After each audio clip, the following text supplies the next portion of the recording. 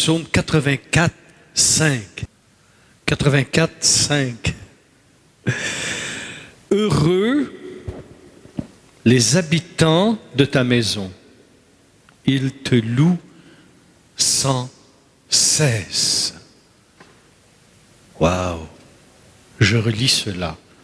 Heureux les habitants de ta maison, ils te louent sans cesse. Mais vous allez me dire, mais Père Paulin, on n'est pas passé notre vie dans une église. Hein?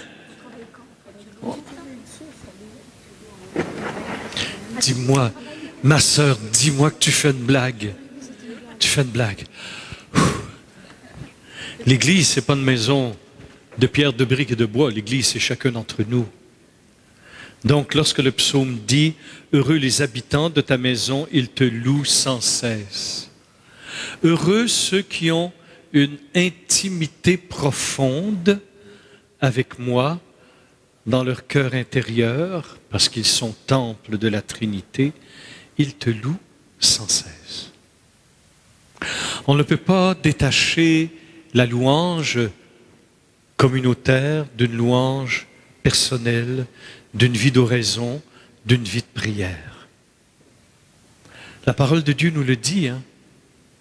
Heureux les habitants de ta maison, heureux ceux qui s'habitent un avec Dieu dans leur cœur profond, ils te louent sans cesse. Mais ça, tous les baptisés sont capables de faire ça. Mais si dans notre vie quotidienne, on n'a pas trouvé ces petits moments d'intériorité, de solitude avec lui, ben, c'est pas obligé de durer 2 heures par jour. Ça peut durer 5 minutes, 10 minutes. Moi, j'ai dit, ben, j'enseigne ça partout, vous me connaissez pour beaucoup d'entre vous. J'ai dit, il s'agit que tu prennes du temps, tu t'assois bien, tu trouves un lieu pour te reposer physiquement, parce que la semaine, avec nos travails de fou, on est brisé souvent physiquement.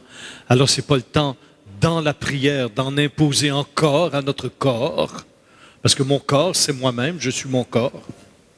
C'est pas un étranger, mon corps, hein? Je suis mon corps, je suis moi-même. Alors, on donne un peu de pause, soit au soleil, dehors, là où tu es bien.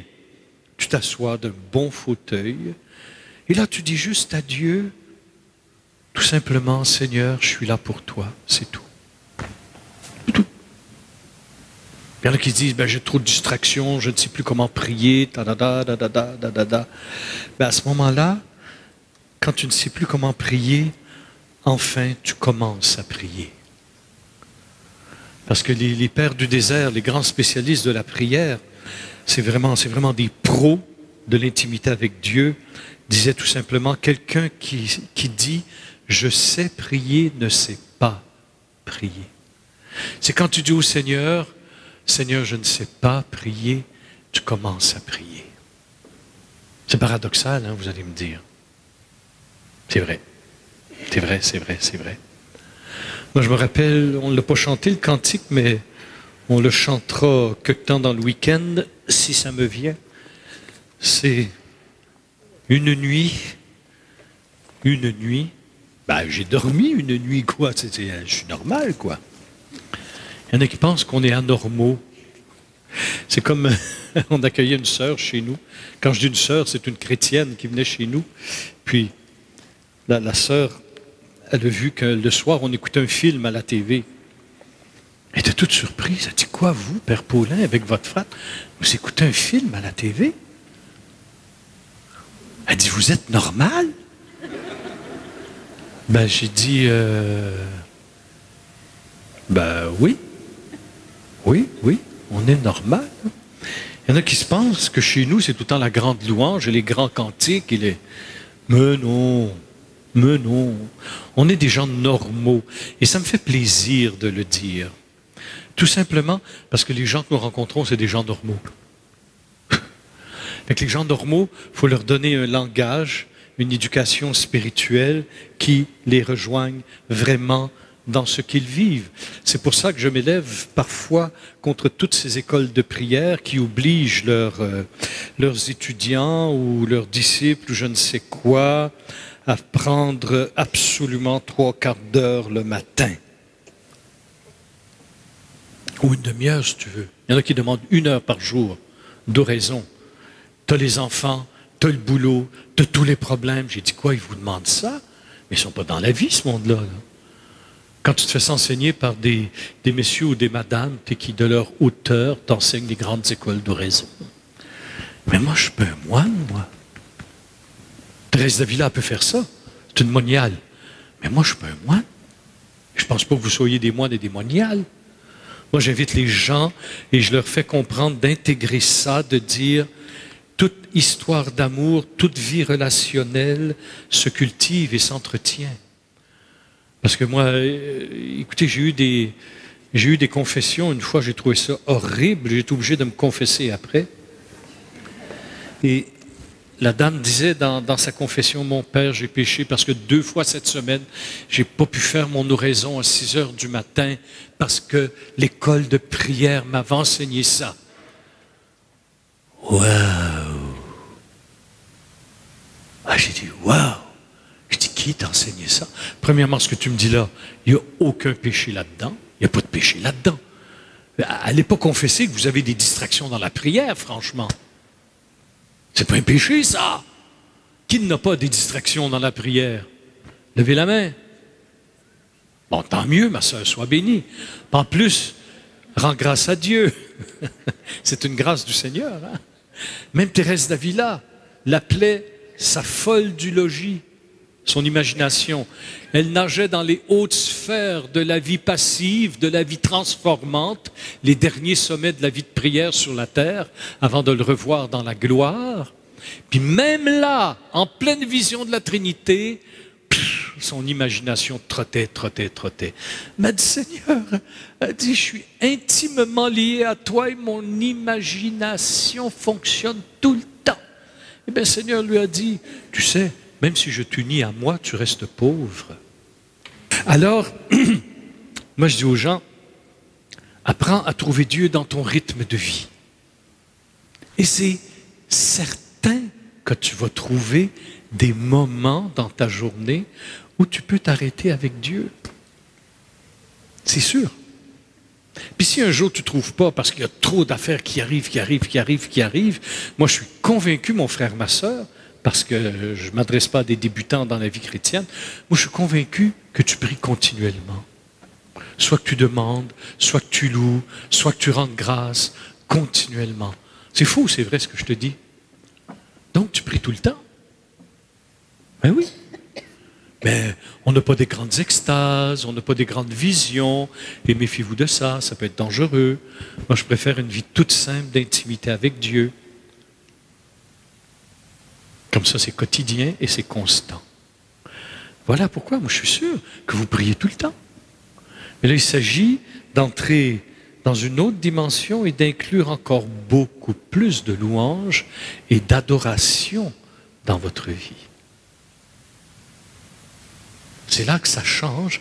Et justement, toute l'atmosphère intérieure peut changer. Et j'aime beaucoup ce que Saint Jean de la Croix enseigne sur les vies spirituelles profondes. Lui, il parle intérieurement dans mon esprit d'une atmosphère de gloire.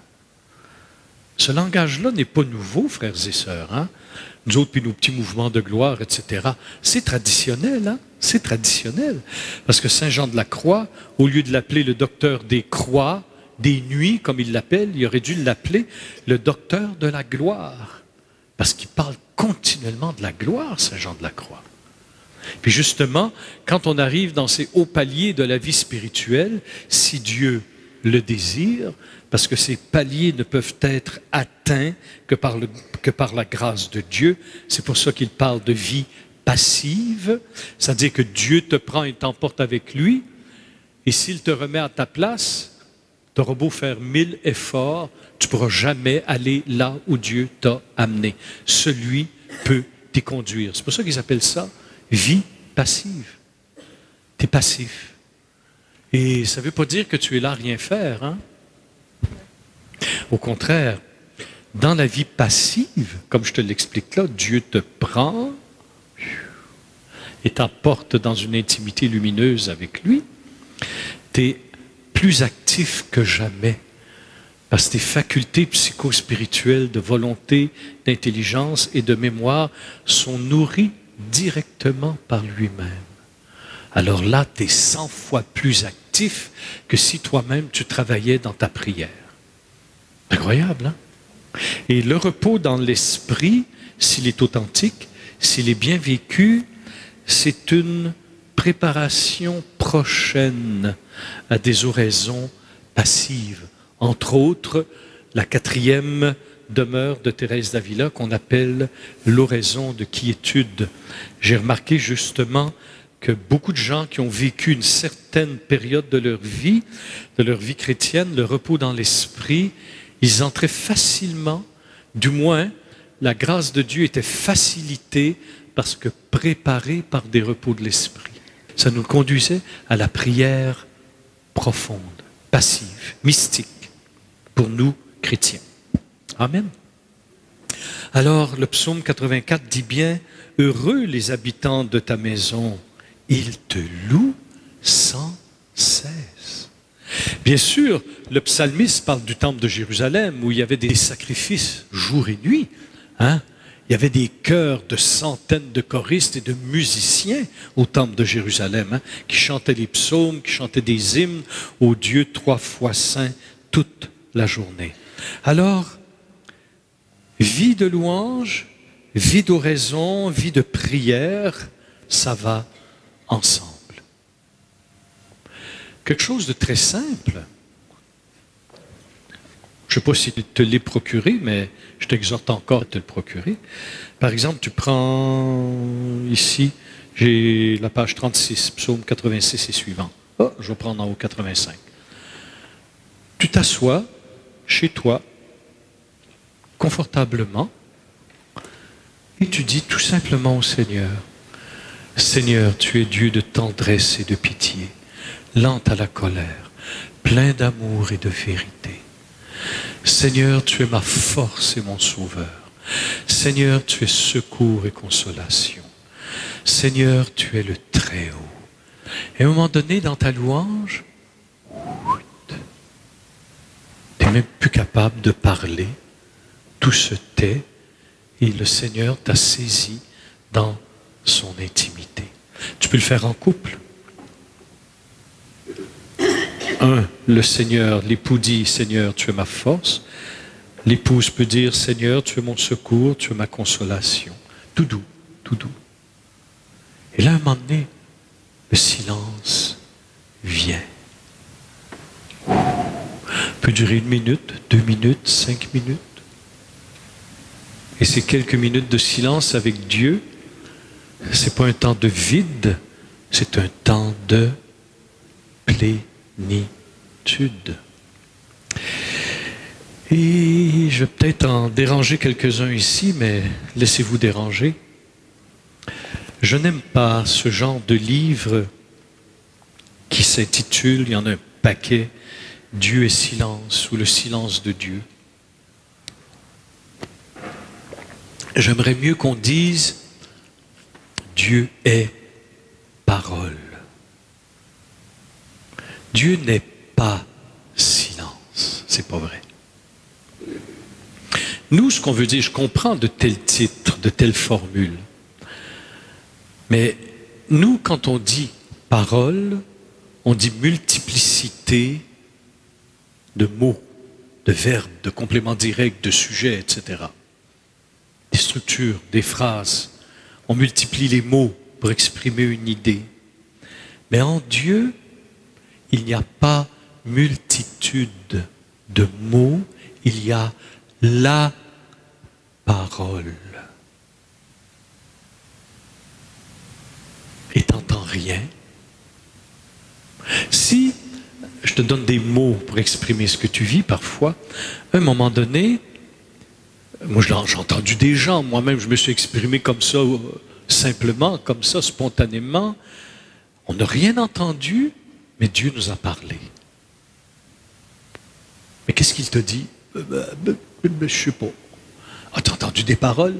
Non. Mais je sais que Dieu est parole.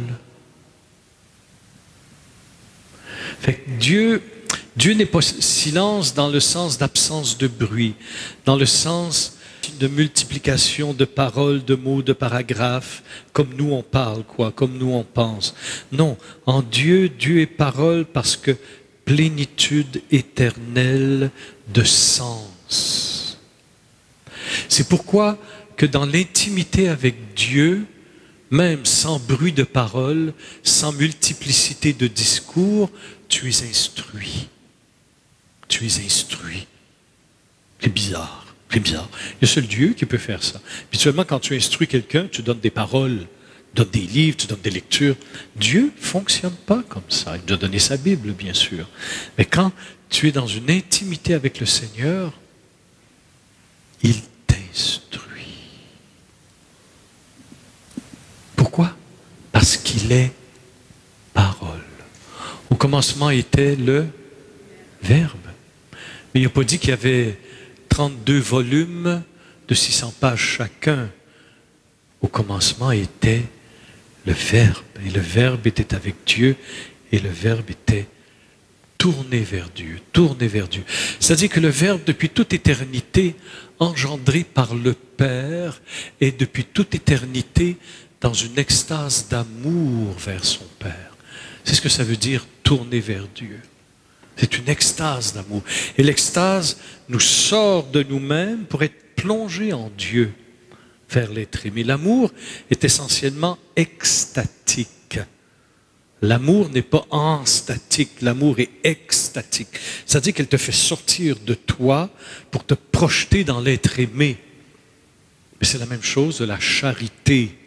La charité est véritablement extatique parce qu'elle te sort de toi-même pour aller vers les frères et les sœurs. Alors, on peut faire de la louange festive, bruyante même, comme dit le pape François. On peut danser, on peut fêter, on peut suer. Des fois, il fait plus chaud qu'ici, croyez-moi. Et là, on loue Dieu. Et dans tout ce brouhaha, on a une intimité, une joie d'être là devant Dieu. C'est incroyable. C'est la grâce qui agit. Puis vous avez déjà vécu ça. C'est pour ça qu'on est tellement heureux dans la louange. Qu'elle soit plus méditative, avec des chants plus mollo, ou des chants beaucoup plus festifs. Tu sais, pour moi, c'est pas parce que c'est moi qui l'ai composé, mais c'est un des chants que j'aime beaucoup, c'est Ton nom est saint. Quand je l'ai composé, je pleurais. Je chantais tout seul dans ma chambre. Ton nom est feu dans mon cœur, Seigneur. Puis tu sais, c'est pas le style chant méditatif, hein, c'est ton nom est saint dans les hauteurs. Tu sais, c'est vraiment, c'est un petit peu rock comme rythme. Mais quand je l'ai composé, je pleurais d'intimité. Et partout où on chante, les foules sont saisies. Parce que pourquoi? Tu chantes ta foi. Ton nom est saint. Waouh! Ton nom est source de ma joie, ton nom est splendeur. Celui qui habite sa maison, la louange devient perpétuelle. Perpétuelle. Ça nous habite. Moi, en tout cas, j'y travaille. J'y travaille. Et je sais que si on ne complique pas trop les choses, comme parfois on nous complique les choses dans la vie spirituelle, en nous donnant des grandes affaires, là, je sais que tous, nous pouvons, si nous nous déterminons à vivre, avec ces petits éléments-là, à vivre cette intimité avec Dieu. Et cela ne t'empêche pas de t'approcher de Jésus en disant ton chapelet. Il n'y a pas de contradiction. Ne divise pas ce qui est un dans le Saint-Esprit. Nos prières de louange festives, parfois bruyantes, n'est pas en contradiction avec une vie plus silencieuse, plus dans l'intimité avec le Seigneur. Il n'y a pas contradiction. Ça marche ensemble. L'un nourrit l'autre. Ceux qui Moi, c'est le silence. Ah ouais, c'est le silence. T'es un frigo devant toi, là, tu sais. Ah, moi, je cherche le silence. Vous, c'est contre l'intimité. Waouh! J'ai entendu ça, alors que j'ai vécu dans la louange tellement d'intimité, et d'intimité qui m'a guéri, qui m'a sanctifié dans la louange, quand je dansais de tout mon être devant sa face. Tu sais. Pour moi, ça ne s'opposait pas au silence. Pas du tout, pas du tout. Alors, ceux qui opposent, ils divisent ces gens-là. Ils mettent des degrés. Ceux qui vivent dans une vie de silence, qui font leur raison, c'est des gens supérieurs en vie spirituelle. Oh ma chère, on va t'embrasser le bout des orteils. Hein? C'est faux tout ça, cette mentalité. C'est faux, frères et sœurs. On a mis des degrés dans la manifestation de Dieu. C'est faux. En tout cas, moi je trouve ça faux et venez pas essayer de me convaincre du contraire. Moi, c'est ça, c'est ça. Pourquoi? Parce que je l'expérimente depuis ma conversion en 75. Et comme je dis souvent chez nous, à la vie de notre fraternité, notre petite fraternité avec les sœurs chez nous, ben, on se rencontre au repas, on se rencontre aux offices, mais à part de ça, chacun est à ses affaires, à ses temps de prière personnels, à ses travaux. Et c'est comme ça qu'on vit, simplement au quotidien. Alors si ma qualité d'intimité avec Dieu était conditionnée à mon programme, à mes heures, ben, je démissionne. Moi, imaginez-vous, je suis mi-temps paroisse, mi-temps prédication. Et quand je fais l'horaire des messes, des temps de confession, des baptêmes, la semaine avec mes frères prêtres, on change chaque semaine de programme. Chaque semaine. Moi, je célèbre la messe soit à 9h le matin, soit le soir à 18h30, soit à 8h chez les carmélites. On n'a jamais les mêmes heures. Tu t'imagines, si ma vie d'intimité avec Dieu était conditionnée à mon programme? Non. Impossible. Et quand on voyage comme ça, on vient de passer 7 heures de voyage en voiture, j'ai tout le dos massacré. Non, quand je vais arriver chez nous, excusez-moi, mais je vais me coucher, je vais dormir. Je ne penserai pas aller faire oraison. Je vais aller me coucher. Mais je vais dire à Dieu, comme j'ai fait avant ma sieste tout à l'heure, Seigneur, pendant que je me repose, remplis-moi. Et souvent, je me ramasse avec des chants nouveaux après ma sieste. Ah oui? C'est vrai, hein? Plusieurs fois. C'est comme le petit chant tout simple, là, Jésus, mon roi, mon Seigneur et mon Dieu, à toi la gloire. Mais j'étais en train de faire ma sieste. Quand je me suis levé dans ma sieste, je chantais ça. Tout simplement. C'est venu comme ça. Et c'est comme un de mes cantiques aussi que j'aime bien. J'aurais dû l'appeler le cantique de pauvreté. Saint-Esprit, le couplet, c'est « Je ne sais pas prier, je ne sais pas aimer. » Ensuite, « Je ne sais pas louer. » Et moi, je fais des écoles de louange depuis à peu près une quinzaine d'années partout dans le monde. Et là, le Seigneur, une nuit, je ne me rappelle plus si je dormais ou si je dormais. Je pense que je ne dormais pas. Le Seigneur me jette dans la pauvreté. Mais je me dis, Seigneur, devant ta splendeur, devant ton éclat, devant ta sainteté, comment puis-je avoir cette prétention de savoir te louer? Et pourtant, c'est toi qui m'invites à te louer, tu me donnes même les paroles. Ça te tord le cœur, hein? Fait que là, j'ai composé, parce que le matin, je me suis levé, j'avais cette mélodie. Saint-Esprit, viens prier en moi. Saint-Esprit, viens prier en moi. Je ne sais pas louer. C'est un cantique de pauvreté. Je ne sais pas adorer. Viens mettre sur mes lèvres un cantique nouveau. Tu vois? Alors celui qui habite son temple intérieur, qui devient de plus en plus familier, n'aura pas de difficulté à louer. J'ai un petit chapelet ici, qui s'appelle Trisagion. Trisagion veut dire triagios, ça veut dire le Dieu 3 fois saint. Ça, c'est un petit chapelet que je dis souvent, moi. Je m'assois dans ma chambre et je prie. Et ça se prie comme ça. À toi louange, à toi gloire, à toi adoration, dans les siècles éternels.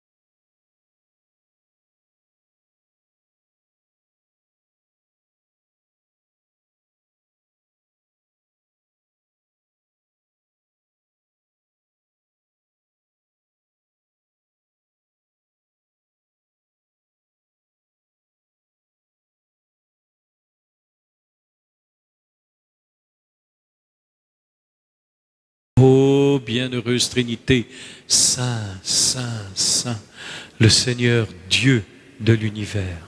Le ciel et la terre sont remplis de ta gloire. Et là, je continue. À toi louange, à toi gloire. Uniquement de l'adoration. Un petit chapelet d'adoration. On a les CD ici. Puis on a fait des CD pour vous aider à prier comme ça sur l'adoration à la très sainte Trinité. Moi, c'est comme ça que je prie, tout simplement. Et souvent, sans aucune parole, sans rien. Mais ma prière a été introduite tout simplement en disant, Seigneur, je suis là. C'est tout ce que je peux faire. Je suis là. Et là, je me réveille 2 heures après. Je suis encore là. Je ne sais pas comment vous enseigner les choses de Dieu, mais aïe. Disons, on nous lit la vie des saints avec des choses absolument extraordinaires. Mais moi, je regarde la vie de ces gens-là, je me dis, ouais, Seigneur, moi, je suis un petit, moi. Comment tu veux? J'ai pas d'extase, j'ai pas de vision, j'ai pas de ravissement, mais moi, je veux être intime avec toi. Je veux goûter ton cœur, Jésus. Loue-moi, dit le Seigneur. C'est là qu'on entre dans l'intimité. Et là, il peut nous ravir. Là, il peut nous donner des extases. Moi, je vois les gens dans les assemblées. Hein. Un moment donné, tu les vois, ils partent. Et là, ils restent là, quelques minutes. Et là, ils reviennent. Ils ont été ravis. L'Esprit Saint les a emportés. Et ils reviennent. Puis probablement qu'ils ne s'en ont même pas rendu compte. Puis ils reviennent. Ah, est-ce qu'on était bien ce soir dans la louange? Ben oui, Dieu t'a ravi. Dieu t'a ravi. Amen. Et c'est ça. Pour moi, c'est ça qui compte, frères et sœurs, dans ces écoles de louange. C'est une intimité avec ton Seigneur, ton époux, ton Créateur, ton Père, mais simple, pas compliqué. Nous, on est compliqué. Oh là là. Et puis si le Seigneur nous donne des grandes visitations, gloire à son nom. Mais je crois que cette intimité, 24 heures sur 24. Et ensuite, le psaume 65, 5 dit, écoutez bien, heureux ton élu, ton familier, il demeure en tes parvis. Rassasions-nous des biens de ta maison, des choses simples de ton temple. Tu vois, celui qui est son élu, son familier, qui habite la maison du Seigneur et qui le loue sans cesse, est rassasié des biens de la maison du Seigneur. Il est rempli des choses saintes de son temple. Autrement dit, ça revient à ce que je disais ce matin, tu actives ta foi par la louange, ta foi te rend de plus en plus disponible à l'intervention du Seigneur en toi, alors il te rassasie des biens de sa maison, il te rassasie des choses simples de son temple. Mais ces choses simples de son temple, elles sont en toi. Mais tu n'y as pas accès si tu ne le loues pas, si tu ne désires pas habiter ce temple que tu es. Quand nous habitons le temple que nous sommes, que la louange devient incessante, le Seigneur nous fait goûter aux biens spirituels de sa maison. Et ces biens, ces trésors sont en nous. On a des trésors, nous, en nous, extraordinaires, mais on ne sait pas comment les épuiser. On ne sait pas. Et la louange est vraiment une façon d'y aller. D'accord? Et le psaume 89, verset 15, dit bien, « Heureux le peuple qui sait l'acclamation. » Heureux le peuple qui sait, ça leur a été montré, ça leur a été enseigné. Heureux le peuple qui sait l'acclamation, Seigneur, à la clarté de ta face, ils iront. En ton nom, ils jubilent tout le jour. En ta justice, ils s'exaltent. L'éclat de leur puissance, c'est toi. Dans ta faveur, tu exaltes notre vigueur, car au Seigneur est notre bouclier. À lui, le Saint d'Israël, il est notre roi. Alors la parole de Dieu nous dit au psaume 89, verset 15, mais il est heureux ce peuple qui t'acclame.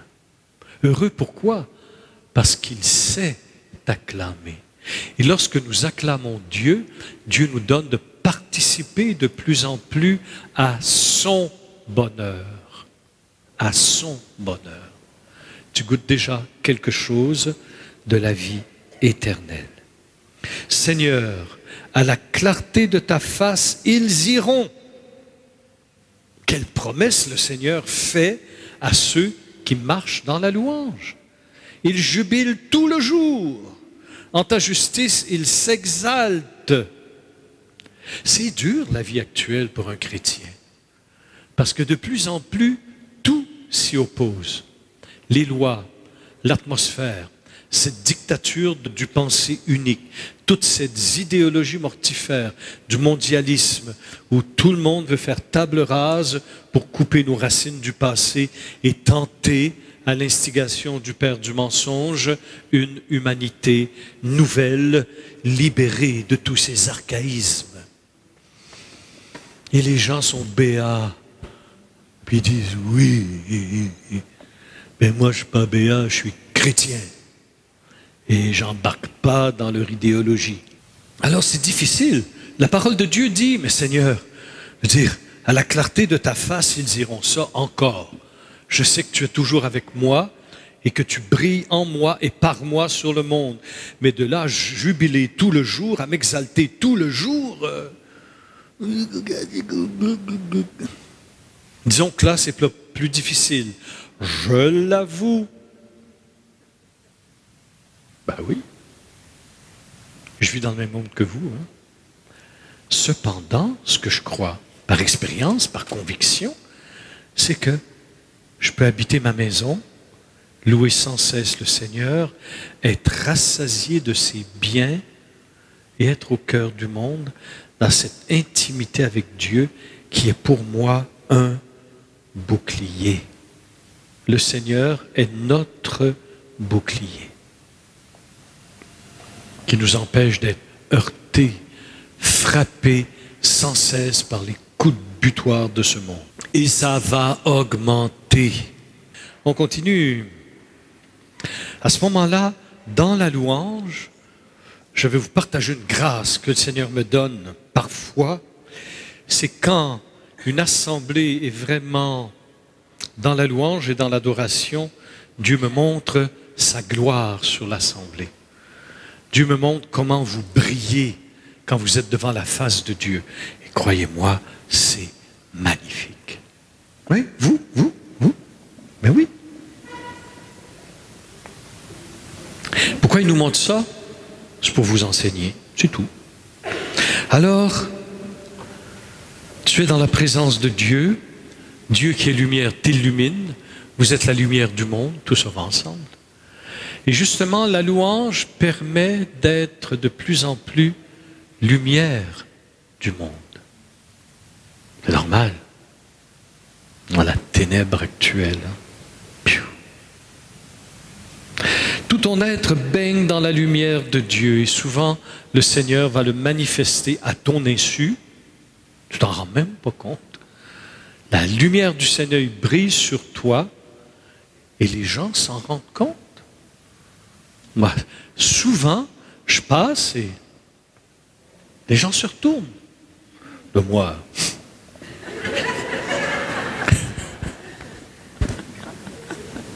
Je deviens orgueilleux. Mais c'est vrai, les gens se retournent et disent, qu'est-ce qu'ils ont ces gens-là? Puis je suis sûr que tu t'en rends pas compte, ça t'arrive toi-même. Que les gens sont interrogés par toi. Ah oui, une belle expérience que j'ai faite une fois dans une clinique de kiné. Je ne sais pas, sont 12 kinés là-dedans, avec des massothérapeutes. Fait qu'ils avaient une réunion, et là, j'attendais mon tour pour être massacré. Ça fait tellement de bien. Faut que j'y aille cette semaine-là. Puis, à un moment donné, j'en ai remarqué une parmi tous les autres. Fait que moi, j'étais là, je les regardais, les kinés. Puis, ils avaient du plaisir ensemble. Hein. Ce sont des gens bien. Vraiment, moi, je les bénis parce qu'ils nous font du bien. Et le don qu'ils ont vient de Dieu. Qu'ils le reconnaissent ou ne le reconnaissent pas, ça vient de Dieu. Il est l'origine de tout. Reconnaissons-le pour eux. Fait, je dis, elle est chrétienne. Elle avait une lumière que les autres n'avaient pas. Elle n'était pas plus gentille que les autres. Les autres, c'est des bons humains, gentils, accueillants, même très bienveillants pour accueillir ceux qui ont mal. Ça fait que, et jackpot, c'est elle qui m'envoie. Fait qu'elle était en train de... Je lève la tête, j'ai dit, vous êtes chrétienne, vous, hein? Ah oui? Vous êtes qui, vous? Ben, je suis le père Roger Paulin. Ah, c'est vous! Mais j'aurais pas dû lui dire, elle a arrêté de me masser 10 minutes après. J'ai dit, non, non, continuez, continuez. J'ai mal, j'ai des douleurs, j'ai la colonne. Allez, continuez. Non, mais vous savez, je connais tel prêtre, on a fait telle chose pour les JMJ avec le pape, avec Jean-Paul II. Là, on organise autre chose. J'ai dit, je savais que vous étiez chrétienne. Elle avait une lumière que les autres n'avaient pas. C'est pas une condamnation, là, des autres. C'est pas ça du tout. Si vous comprenez ça, franchement, vous êtes tordu. Hein? Non, non, les autres sont gentils. J'en connais d'autres, des kinés qui sont là, sont extraordinaires, de gentillesse et d'efficacité pour nous soulager. Hein? Alors, frères et sœurs, plus tu vivras dans la louange, tu actives ta foi, tu t'ouvres, tu permets à Dieu de te visiter, de t'illuminer, et par toi, sa lumière brille sur le monde. As-tu compris? Sa lumière brille sur le monde. Mais ça, c'est vrai, ça.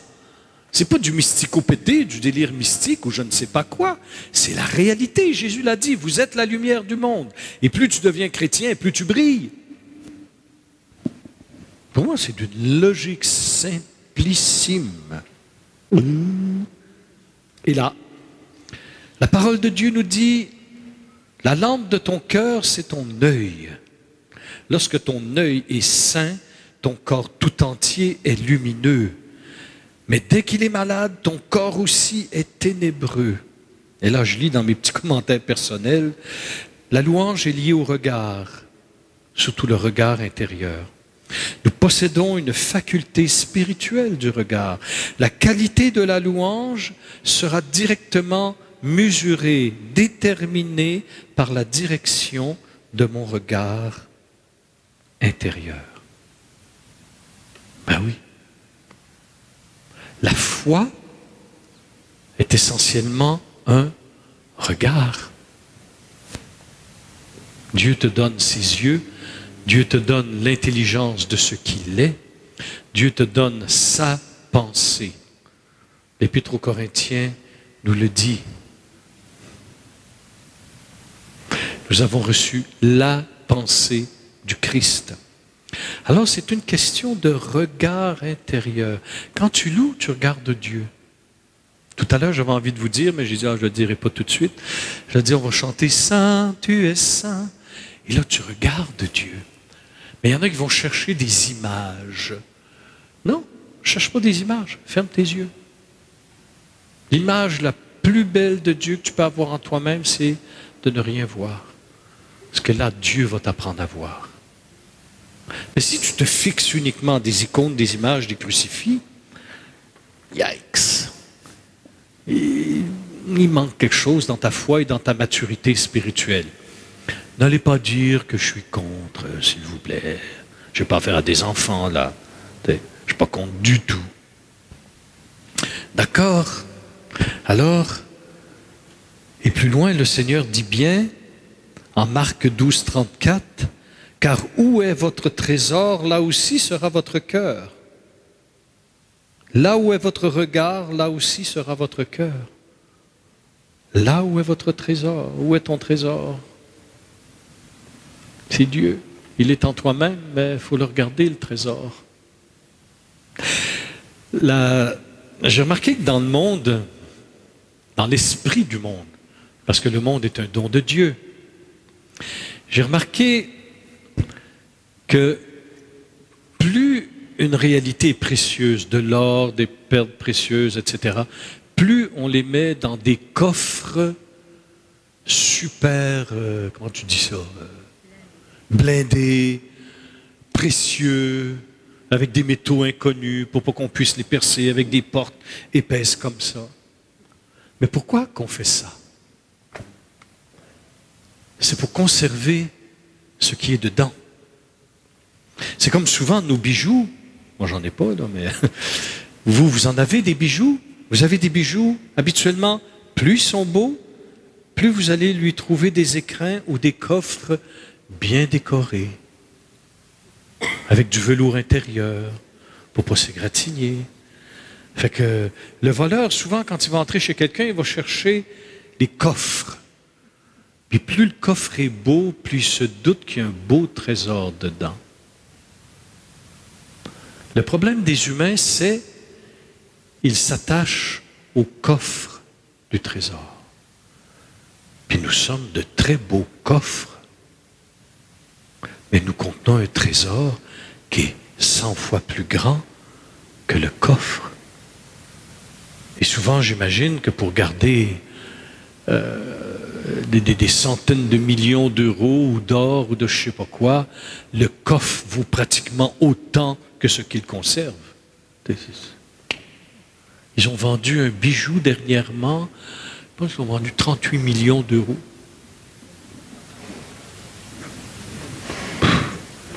38 millions d'euros pour une pierre.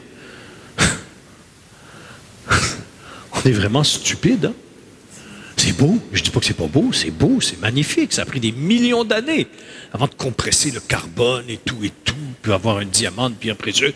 Mais c'est une roche. C'est un caillou, c'est un caillou, c'est un caillou. Et on vend ça 38 millions. 38 millions.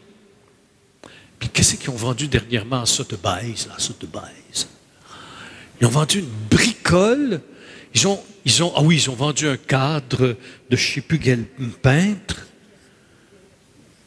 C'était laid en plus, mais c'était laid, mais c'était laid, mais c'était tel peintre, mais ça a été vendu à 24 millions de dollars.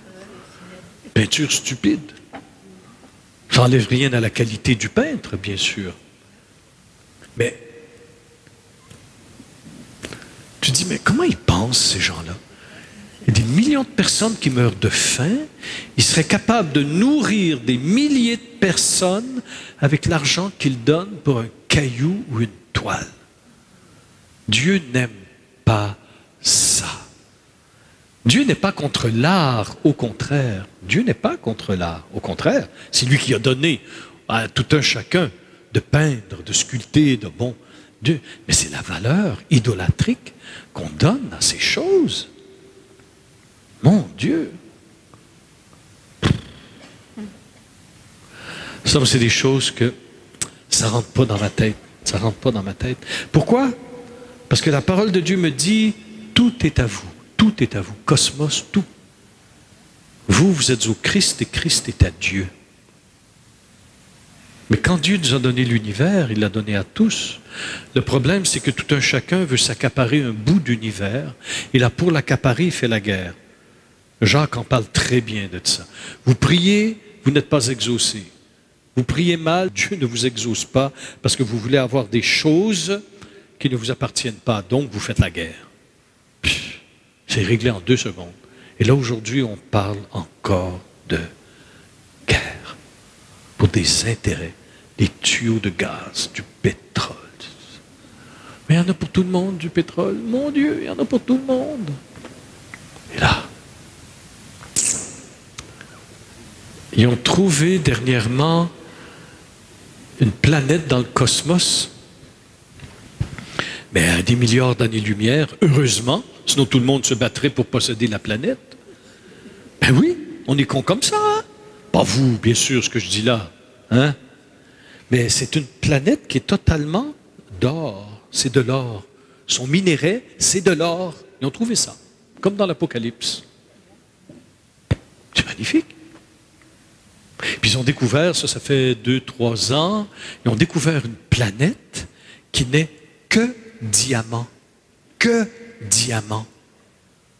Je me dis, heureusement que c'est des milliards d'années-lumière. Tu t'imagines si cette planète de diamant, c'était la Lune ou la planète Mars? Mais les nations s'entre-détruiraient pour posséder des cailloux. Alors que sert à l'homme de gagner l'univers s'il vient à perdre son âme? C'est ce que dit le Seigneur. Et mon Seigneur, il a raison, n'est-ce pas? Alors tu comprends?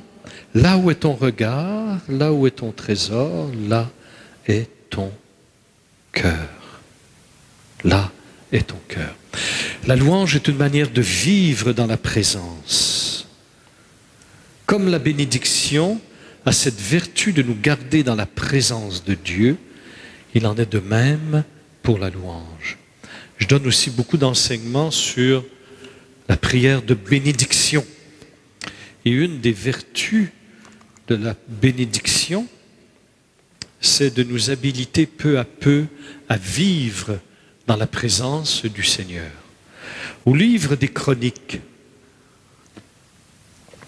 1 Chronique 17, 27, la parole de Dieu nous dit, c'est David qui dit ça au Seigneur, « Tu as alors consenti à bénir la maison de ton serviteur pour qu'elle demeure toujours en ta présence. Car c'est toi, Seigneur, qui as béni et les bénis à jamais. » Tu vois, tu as alors consenti à bénir la maison pour qu'elle demeure toujours en ta présence. Fait qu'un des fruits de la bénédiction, c'est peu à peu de nous habiliter à demeurer dans la présence. C'est pour ça que je bénis beaucoup mes frères, mes sœurs, beaucoup, pour que peu à peu nous demeurions dans la présence. Et c'est pour ça que moi-même, quand je concélèbre et que je ne préside pas et que le prêtre va bénir ou l'évêque, j'accueille. Parce que je sais, par la Bible, que la bénédiction m'aide à demeurer toujours dans la présence. Alors, Dieu donne à la louange, par sa grâce, cette faculté de vivre en sa présence. Amen. Alléluia.